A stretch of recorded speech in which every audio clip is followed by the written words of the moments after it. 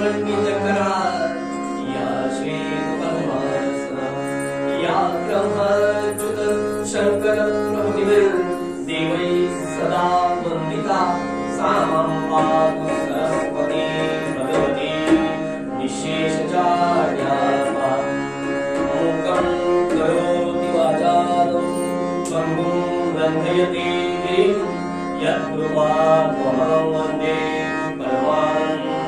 परमानन्दमाधवं प्रभु थोर शेगाविसाकुस आगे अनन्यास रक्षी तुझे दीदारी करुणा कराया क्रीडासार्थ भावे महाराज माझे जवळी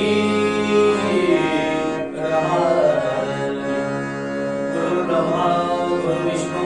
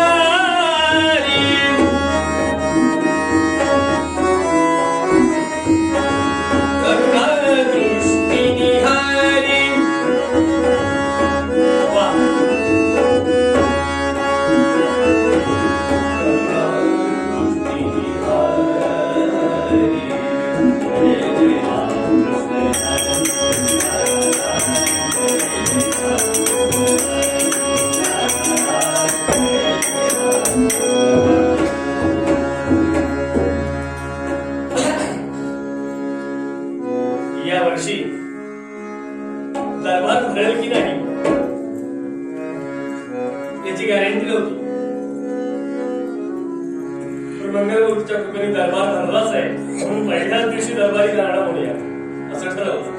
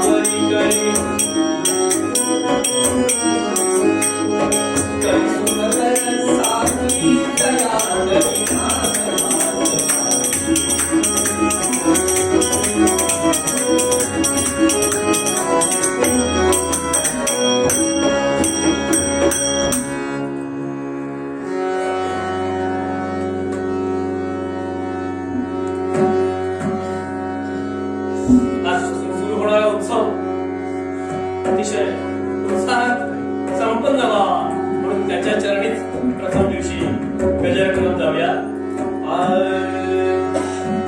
गजर गजर याची जबाबदारी एकट्या बुवाची नाही.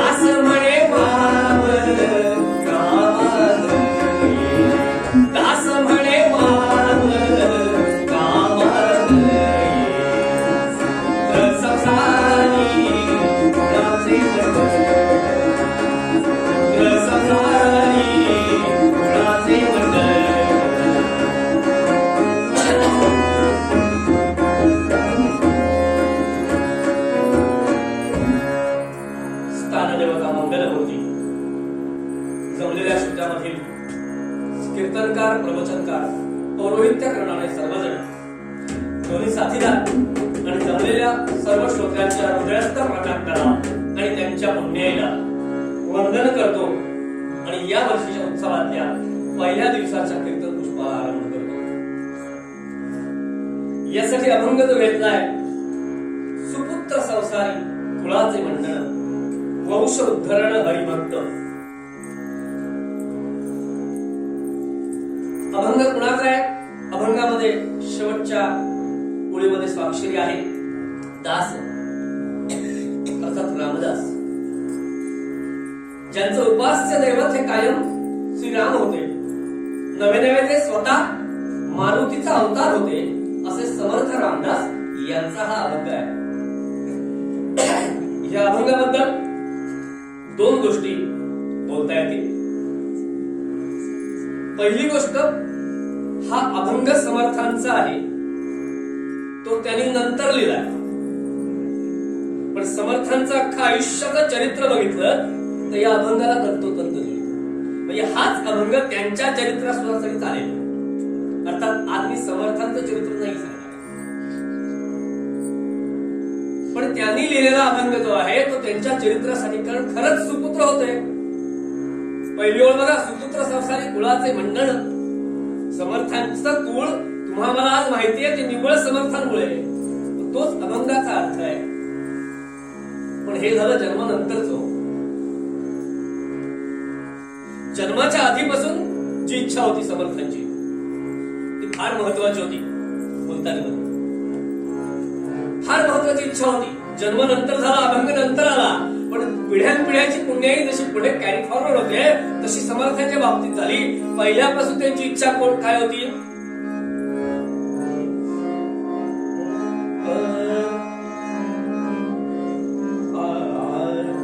चाचे वंशी कुलधर्म राम सेवा, चाचे वंशी कुलधर्म राम सेवा, चाचे वंशी कुलधर्म राम सेवा.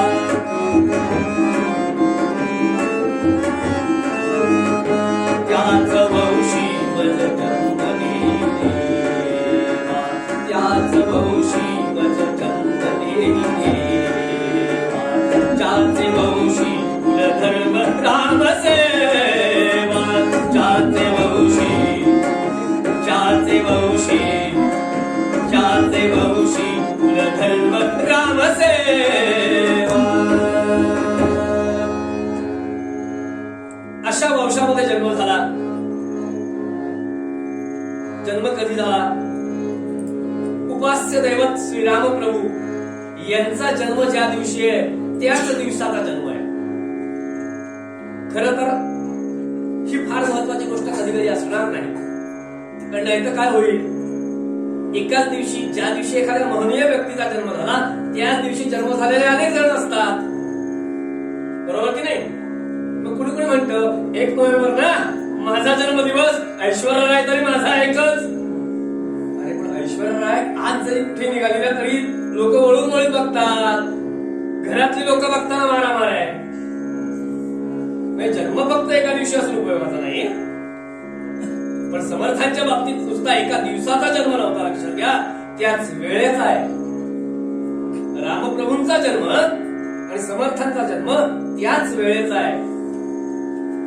आता पंचांग या विषयातलं मला काही कळत नाही, आधीच सांगतो. त्यामुळे रामाची पत्रिका आणि समर्थांची पत्रिका त्यातला साम्य आणि भेद मी सांगू शकत नाही. जे जाणकार असतील त्यांनी दोघांच्या पत्रिका मांडा, साम्य भेद काय तो ठरवा आणि मला पण सांगा, पुढच्या गावात मला सांगायला बरं. असे समर्थ. हा पहिला विशेष झाला या अभंगाचा. आणि या अभंगाचा दुसरा विशेष, अभंग थोडा मोठा आहे म्हणून कुठेही इकडे तिकडे न जाता पटापट म्हणून घेतला, पण या अभंगाचं एक वैशिष्ट्य लक्षात घ्या. हे असे जे अभंग असतात यांना दाम यमक नावाचे अभंग असं म्हणतात या अभंगाला, आणि ते सगळे असेच असतात. आता दाम यमक अभंग म्हणजे काय तर बघा, पहिला अभंग कसा होता? सुपुत्र संसारी कुळाचे मंडळ, वंश उद्धरण हरिभक्त. दुसरी ओळ काय होती? भक्त तरे तारी 42 कुळे. भक्तीचे निमुळे जगदोद्धार. पुढची ओळ जगदोद्धार म्हणजे पहिल्या ओळीचा शेवटचा शब्द असेल तो दुसऱ्या ओळीचा पहिला शब्द असतो. याला दाम यमक जातीचा अभंग असं म्हणतात. हे अभंगाचं दुसरं वैशिष्ट्य लक्षात. आणि असा अभंग समर्थांच्या अनेक रचना अशा आहेत. आणि माझ्या निदर्शनास आलेले जे 2-3 दाम यमक जातीचे अभंग आहेत ते शक्यतो का कुणास ठाऊक माझ्यासारख्या बुवाचा कमकुवतपणा असेल कदाचित, पण ते कलावतीमध्ये म्हटले गेले. मला माहिती असणारे दाम यमक जातीचे अभंग कलावती रागात, म्हणून आपण पण कलावती रागात. तर असं या अभंगाचं वैशिष्ट्य. मग या अभंगाला सूत्रश्लोक आहे का? आहे. तो कुठे मिळतो? वाना उत्पात यांची जी सुभाषित माला आहे त्या सुभाषित मालेतला एक श्लोक या अभंगासाठी चक्कल मध्यमामध्ये आहे. एकेनापि सुवृक्षेण पुष्पितेन सुगंधिता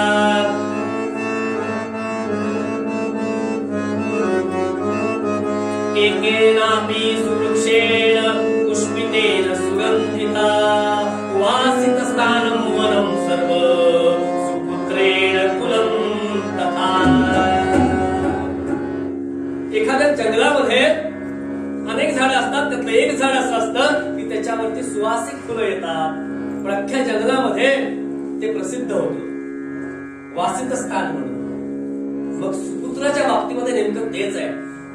आपल्या वंशामध्ये आपल्या कुळामध्ये एखादा असा पुत्र जर जन्माला आला तर अख्ख्या कुळाचं नाव पसरतं सगळीकडे. आता इथे अभंग म्हणत असताना प्रत्येक वेळेला मी सुपुत्र संसारी असं म्हटलं, मग याचाच अर्थ मी सुपुत्रीला विसरलो असा आहे का? तर अजिबात नाही. इथून पुढे या निरूपणामध्ये मी जेव्हा जेव्हा सुपुत्र असा शब्द वापरेन त्यावेळेला सुपुत्र मध्ये पुत्र पुत्री दोन्ही आहेत. म्हणजे आपण ती आरती म्हणतो बघा, देवी दैत्य सागर, इथे देवी म्हटलंय, मग काय देव नव्हते का? नाही. तिथे देवी हा शब्द जो आहे तो देव आणि देवी दोघांसाठी आहे. तसंच इथे सुपुत्र हा शब्द पुत्र आणि पुत्री दोघांसाठी आहे. म्हणजे महिला वर्गाला नाराज व्हायची गरज नाही. आणि शासनाचा पण संदेश आहे की नाही, मुलगा मुलगी एक समान, हा शब्द तसाच आहे. म्हणजे या शब्दाचा अर्थ संतान असा घ्यायचा. मग तो मुलगा असो किंवा मुलगी असो, मुलगी देखील सुपुत्री असू शकते. प्रश्न पुढचा, सुपुत्र कुणाला म्हणायचं बुवा? वेगवेगळ्या व्याख्या आहेत सुपुत्राच्या. असं म्हणता येईल की आपल्या पितरांना अधोगतीपासून वाचवून जो उत्तम गती प्राप्त करून देतो तो सुपुत्र. मग त्याच्यासाठी काय करावं लागतं? तर पक्ष श्राद्ध वगैरे जे काही विधी आपण करतो आपल्या घरी प्रत्येकाच्या होत असतील, तुमच्या सगळ्यांच्या घरी कदाचित होत नसले तर करत चला. भटजीगिरी हा माझा व्यवसाय नाही. त्याच्यामुळे होतं काय माहितीये का, मागच्या 3 पिढ्यांना आपण तर्पण देतो त्या दिवशी. त्यामुळे मागच्या 3 पिढ्यांच्या, दोन्हीकडच्या 3 पिढ्यांचा आशीर्वाद आपल्याला मिळतो. दुसरी सुपुत्राची व्याख्या अशी करता येईल की जी ब्रह्मदेवाने सांगितली आहे की तू नावाच्या नरकामध्ये जाण्यापासून जो आपल्या पितरांना वाचवतो तो सुपुत्र. आता ब्रह्मदेवानेच सांगितलं, लक्षात घ्या, मी नाही. आपल्यासाठी सोपी व्याख्या आपण अशी तयार करूया, देव देश आणि धर्म याच्यासाठी जो काम करतो निस्वार्थीपणे तो सुपुत्र. व्याख्या व्यास. मग सुपुत्र असतो कसा? सुविचारी, सुसंस्कृत, परोपकारी, कायम देव देश आणि धर्म याचा विचार करणारा, निस्वार्थी, प्रामाणिकपणे वागणारा, नीतीने चालणारा, जिव्हाळ्याने बोलणारा, आपुलकी, ममत्व हे सगळं ज्याच्यामध्ये आहे, सर्वांच्या जो उपयोगी पडतो डॅश डॅश डॅश डॅश भरपूर मोठं सांगता येईल. सांगताना सगळ्यांसाठी एक अभ्यास फक्त खूप गोष्टी सांगितल्या मी एक सुपुत्र किंवा पुत्राच्या. आपण तसे आहोत का? या सगळ्या गोष्टी मला लागू होतात का? याचा विचार प्रत्येकाने आपला आपला करायचा. म्हणजे मी सुपुत्र आहे का किंवा मी सुपुत्री आहे का याचा विचार या सगळ्या गोष्टी जर माझ्याजवळ असतील तर मी सुपुत्र किंवा सुपुत्री आहे, नाहीतर मग नुसता पुत्र किंवा पुत्री आहे. लक्षात. आणि जे आई वडील इथे आले असतील त्यांच्यासाठी वेगळा अभ्यास. आमचा मुलगा किंवा मुलगी सुपुत्र आहे का त्यांनी त्या दृष्टीने विचार करायचा. आणि नसेल तसा तर त्याला आम्ही तर जबाबदार नाही ना. आम्ही संस्काराला कुठेतरी चुकलो आहोत म्हणून आमचा मुलगा किंवा मुलगी सुपुत्र नाही. आई वडिलांची सुद्धा जबाबदारी आहे. लक्षात घ्या.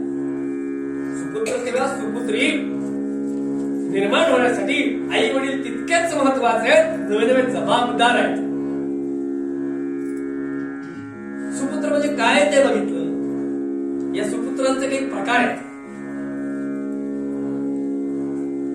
म्हणून मगाशी मी अभ्यास देऊन ठेवला. प्रत्येकाने आपल्या आपल्या मनाशी विचार करायचा, मी कुठे बसतो. सुपुत्रांचे म्हणूयात किंवा पुत्रांचे म्हणूयात 4 प्रकार आहेत. पहिला प्रकार उत्तम पुत्र. कुणाला म्हणायचं? आई वडिलांनी काही सांगायच्या आधी त्यांच्या मनामध्ये काय आहे हे ज्याला कळतं आणि त्याप्रमाणे जो वागतो तो उत्तम पुत्र. बघा, प्रत्येकाने जे पुत्र असतील त्यांनी आपला विचार करा. सांगायला नाही लागत. उत्तम पुत्र. दुसरा मध्यम पुत्र. आई वडिलांनी सांगितल्यानंतर ताबडतोब तो त्याप्रमाणे आचरण करतो किंवा तसा वागतो. मध्यम पुत्र. हे दोन्ही प्रकार आहेत ना ते सुपुत्राकडे जातात. ह्या दोन्ही प्रकारचे जे पुत्र असतील ते सुपुत्र आहेत. तिसरा प्रकार कनिष्ठ पुत्र. हा सुपुत्राकडे जात नाही, पुत्राकडे जातो. तेव्हा तो मी आहे का हा प्रत्येकाने ठरवा. म्हणजे कसा? आई वडिलांनी सांगितलेलं जो अजिबात ऐकत नाही. अरे टीव्ही बंद कर म्हटल्यानंतर हा पटकन आणखी वाढवतो आवाज. उदाहरण देत बसत नाही कारण पूर्णांक फार मोठा होईल. म्हणजे आई वडिलांनी सांगितलं जो ऐकत नाही, कनिष्ठ पुत्र. आणि याच्याही पेक्षा खालचा आपण नीच पुत्र म्हणूया. आई वडिलांनी जे सांगितलं त्याच्या बरोबर विरुद्ध वागतो. लक्षात घ्या. शेवटचे जे 2 आहेत ना ते कुपुत्रामध्ये मोडतात, सुपुत्रामध्ये नाही मोडत. आपला अभंग काय आहे? सुपुत्र संसारी. मग मी वरच्या 2 प्रकारात आहे का ते बघितलं पाहिजे. नसेल तर मला तसं कसं होता येईल याचा विचार केला पाहिजे. आणि लक्षात घ्या, सुपुत्रच असले पाहिजे. खरं तर कुपुत्र असण्यापेक्षा नसलेलेच बरे. ते दुःख जास्त मोठं असतं. कारण लक्षात घ्या, मूल नाही याच्या दुःखापेक्षा असून तो वाया गेलेला असेल तर दुःख जास्त होत. त्यामुळे तो नसलेलाच बरा. नाथाने देखील तेच सांगितलंय. जन्मला जिथे कुक्षी तीस म्हणे अवदसा ऐसी.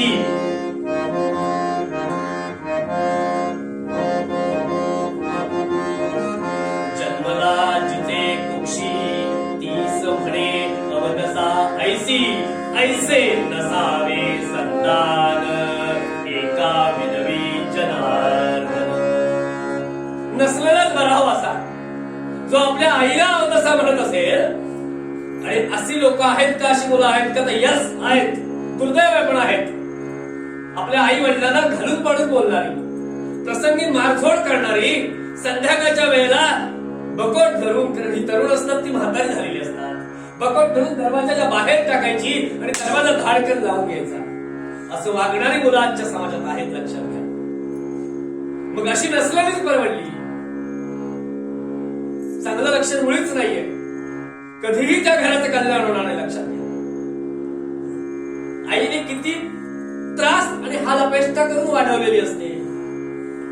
ज्या वेळेला त्या आईच्या पोटामध्ये तो अंकुर निर्माण होतो ना, त्या वेळेपासून आई तिच्यासाठी नाही, त्या काळामध्ये स्त्रीने काय खावं आणि काय खाऊ नये हे जे सगळं आहे ना, काय खावं, काय बघावं, काय बघू नये, कुठे जावं, कुठे जाऊ नये, हे सगळं आईसाठी नाहीये.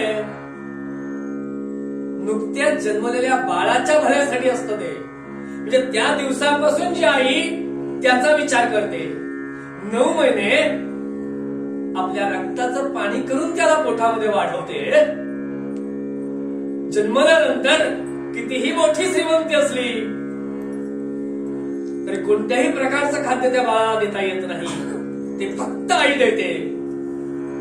आणि अशी सगळी हाल अपेष्टा करून वडीलही तिला सहाय्यभूत असतात या सगळ्या कामामध्ये.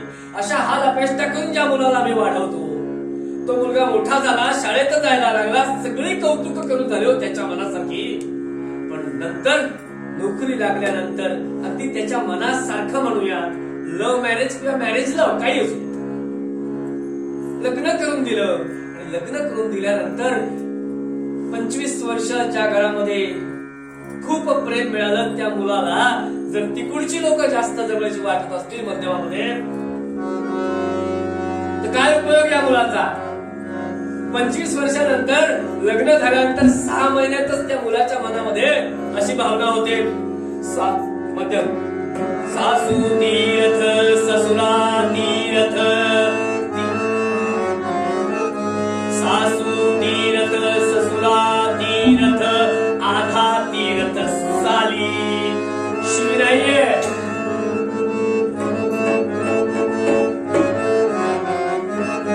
सासू तीर्थ ससुरा तीर्थ, आधा तीर्थ साली. माँ बाप तो नदी नाले, सब तीर्थ घरवारी. काही लोक यांच्याही पुढे गेलेत. त्यांच्यासाठी आधा तीर्थच्या पुढे देखील मी घरवाली तरी म्हटलंय तो बाळा, कारण मी ते उभा आहे तिथे ते फक्त बाहेरवाली म्हणतात.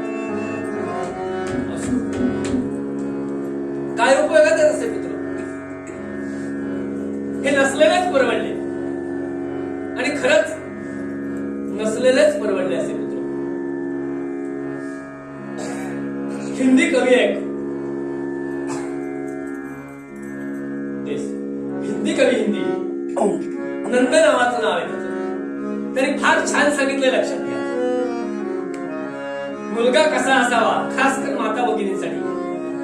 मुलगा असलाच, मुलगी असलीच, तिला जन्माला घालायचीच असली, आधी घालायचीच, त्याच्यानंतर बघू तर कसा असावा याचं वर्णन एका हिंदी कवीने, ज्याचं नाव नंद आहे, त्यांनी केलेले.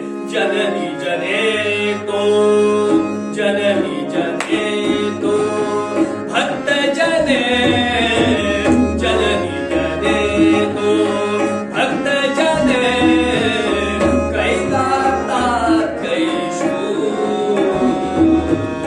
कैदाता कैशू, नहीं तो तू वांछन है,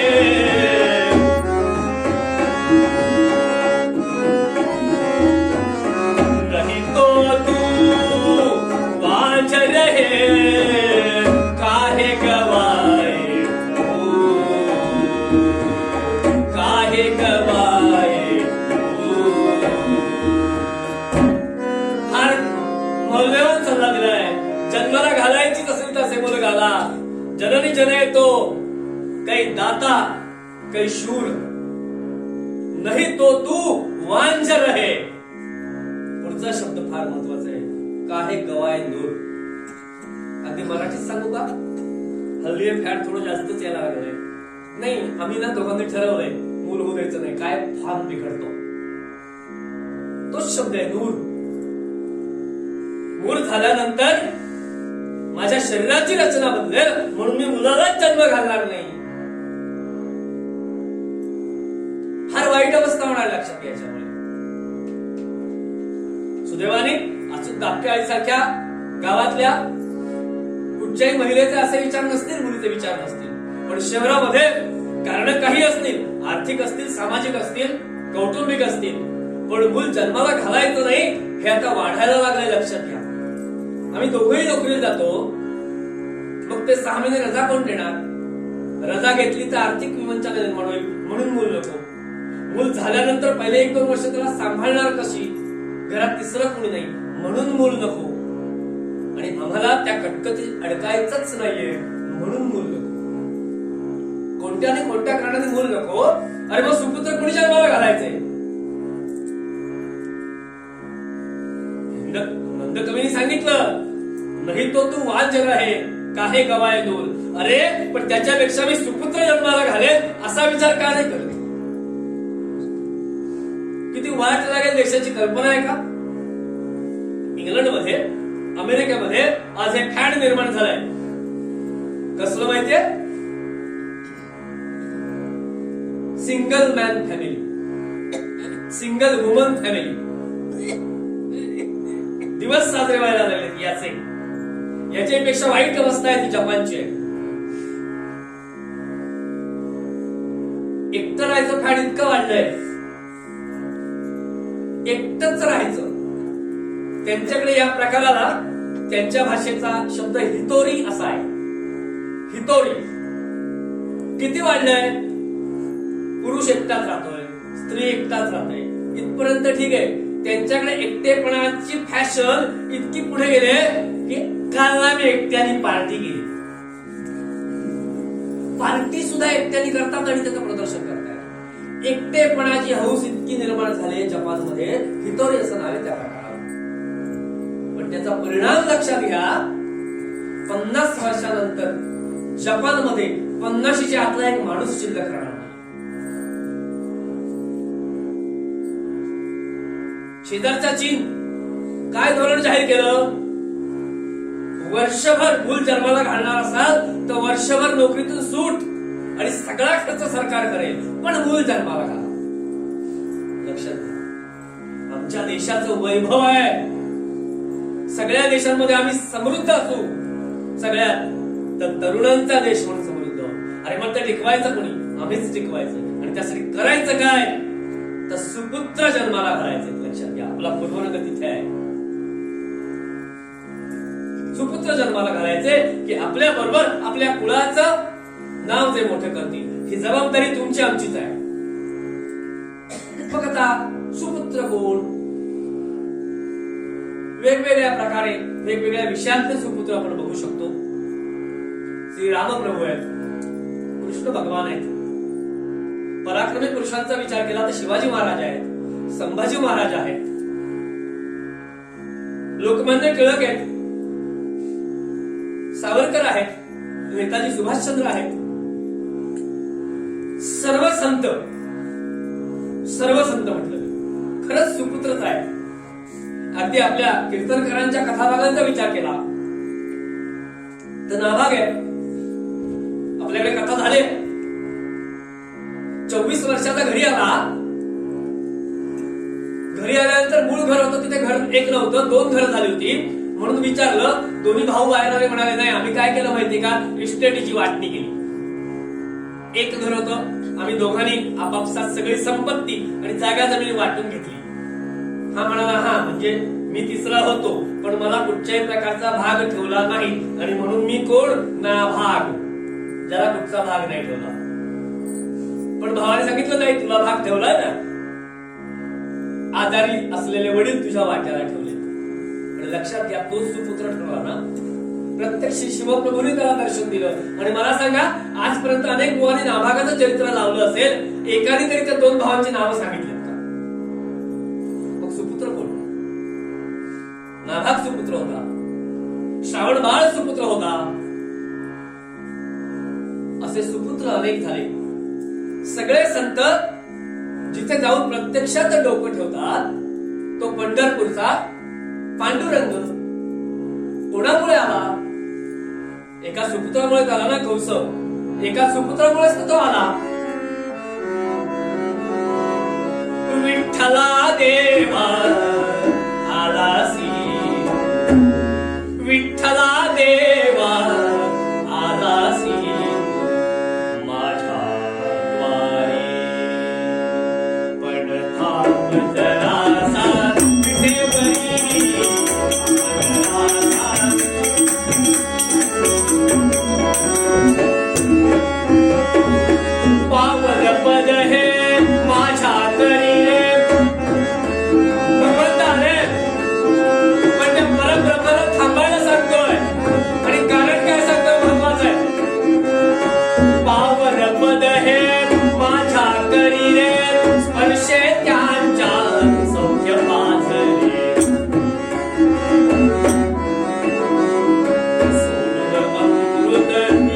कसा मी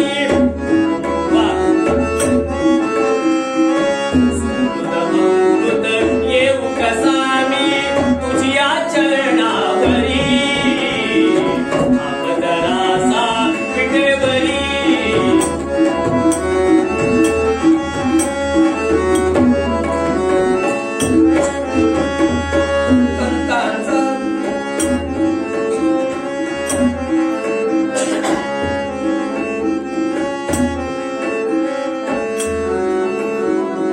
संत जनांचा जरी पुराण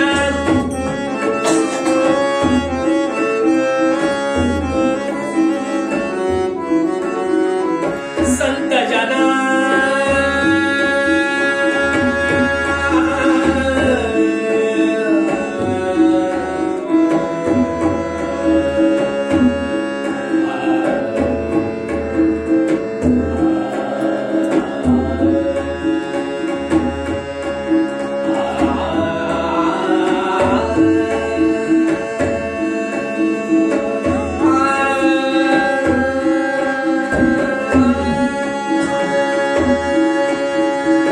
संत जनांचा जरी पुराण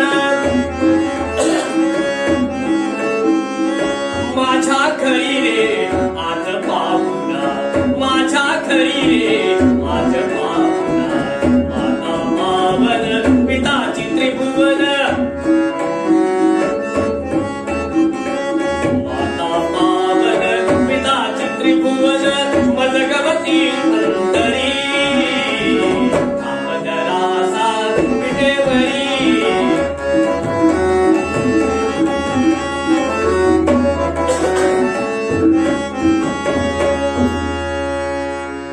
आई वडिलांना श्रेष्ठ मानणारा सुपुत्र होता पुंडलिक, म्हणून आपल्याला विठ्ठलाचं दर्शन होतं. या लक्षात घ्या. आपण सुपुत्राबद्दल माहिती बघितली. असे अनेक सुपुत्र सांगता येतील. सगळ्या सुपुत्राबद्दल एक तासामध्ये नाही बोलता येणार. काहींनी देवासाठी काम केलं, काहींनी देशासाठी काम केलं, काहींनी धर्मासाठी काम केलं. सगळेच श्रेष्ठ होते. लक्षात घ्या. याच्यामध्ये उगाच तुलना करत बसू नका. शिवाजी महाराज श्रेष्ठ होते का तुकाराम महाराज श्रेष्ठ होते का स्वातंत्र्यवीर सावरकर श्रेष्ठ होते? नाही, तिघांचे मार्ग वेगळे होते. पण सगळेच सुपुत्र होते. त्यांच्यामुळे त्यांच्या कुळाचा उद्धार झाला. ज्या काळामध्ये देशाला स्वातंत्र्याची गरज होती त्या काळामध्ये काम करणारे क्रांतिकारक देखील याच्यात फार महत्वाचे आहेत. पण आमचं दुर्दैव असं की अनेक क्रांतिकारकांची आम्हाला साधी माहिती नाही हो. आपल्या प्राणांची आहुती स्वातंत्र्याच्या यज्ञामध्ये ज्यांनी दिली संपले बिचारे त्याच वेळेला. पण आज आम्हाला माहिती नाही. एक चांगला उपक्रम सांगून ठेवतो. राष्ट्रीय सेवा समिती स्त्रियांची यांच्या मार्फत एक चांगला उपक्रम सुरू आहे. दर शनिवारी 10 मिनिटे एका क्रांतिकारकाची ऑडिओ क्लिप प्रसारित केली जाते. माझ्याकडे येते दर शनिवारी. ज्यांना वाटत असेल की क्रांतिकारकांची किमान 10 मिनिटाची तरी माहिती मला व्हावी, त्यांनी कधी मला व्हॉट्सअपवर हाय करा. दर शनिवारी मी पाहिजे. आम्हाला माहितीच नाही या क्रांतिकारकांच्या कामाची. आमच्या मुलाला माहिती नाही, मग का त्यांच्या मनावर परिणाम होणार नाही? कळू दे त्यांच्याबद्दल काहीतरी, तरच परिणाम होईल. काही लोक म्हणतात त्यांनी काय केलं. हे थोडंसं कसं होतं माहितीये का? एक झाड तोडायला घेतलं आणि शेवटचा असा फटका मारला की झाड तुटलं. पण फक्त शेवटच्या फटक्यामुळे झाड तुटलं काय हो? पहिल्या फटक्यापासून प्रत्येक फटका तितकाच महत्वाचा होता. मग फक्त शेवटच्या फटक्याला का महत्व देता? पहिल्या फटक्यापासून सगळ्यांना महत्व द्या. त्यांचं कार्य तितकंच महत्वाचं आहे.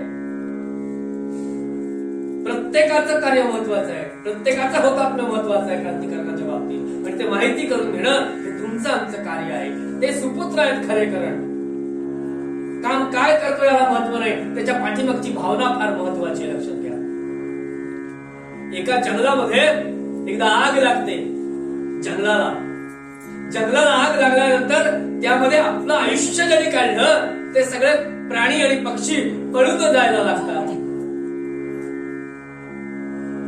प्रत्येकाला आपल्या जीवाची कट फक्त पण माझी कर्मभूमी जंगल होती, त्याला आग लागले.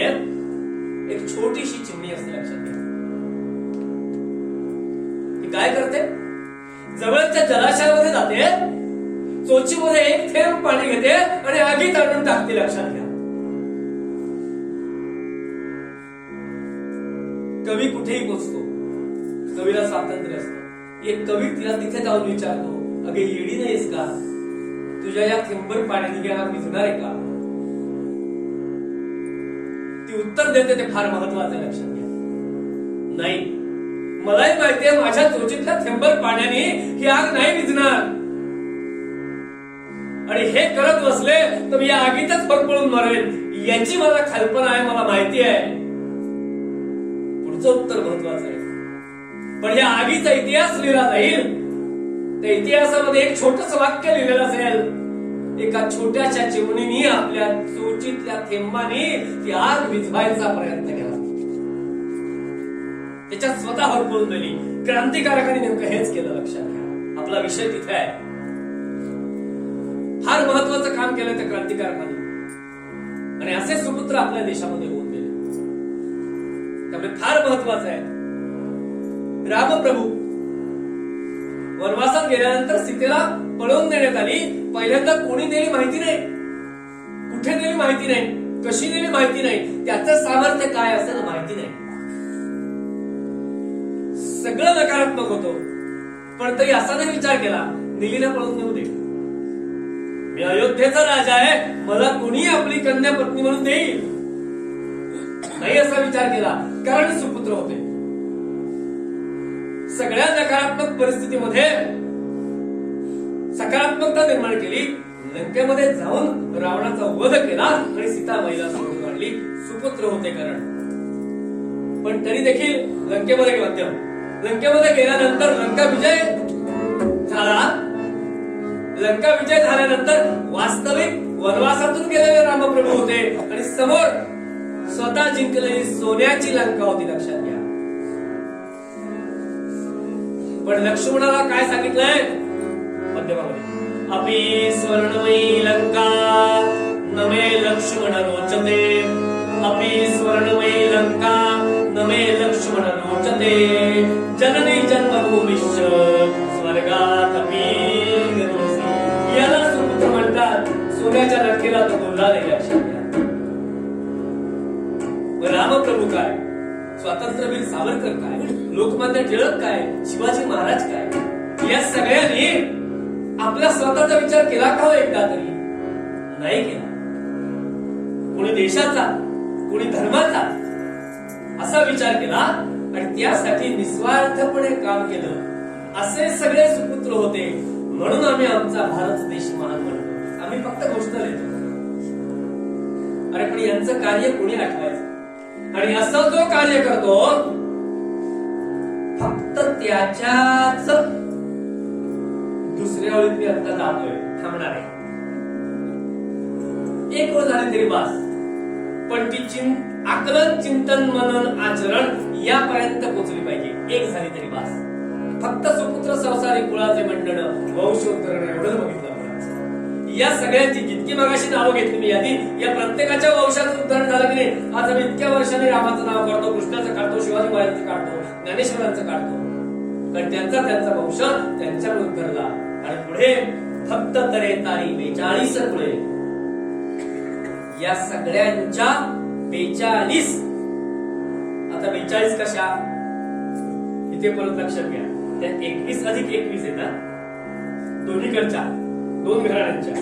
नाहीतर फक्त माझ्या अंडावर लावतोस ना, फक्त माझ्या 42 नाही, आई वडील दोघांकडच्या 21, दोघांकडच्या 21 पिढ्यांचा उद्धार झाला. भक्त तरे तारी 42 पुढे भक्तीचे निमुळे जगत उद्धार. लक्षात. असा सुपुत्र जन्माला आला, मग त्यांनी देवभक्ती केलं तरी जगदोद्धार आहे, देशभक्ती केलं तरी जगदोद्धार आहे. दोन्ही श्रेष्ठच आहेत. आणि असा भक्त जन्माला आला तर त्याचं नाव होतच, पण त्याच्याबरोबर त्याच्या कुळाचं नाव होतं, असं समर्थ रामदासांनी मूळ अभंगामध्ये आपल्याला सांगितलं होतं. आज सुपुत्र संसारी मुळाचे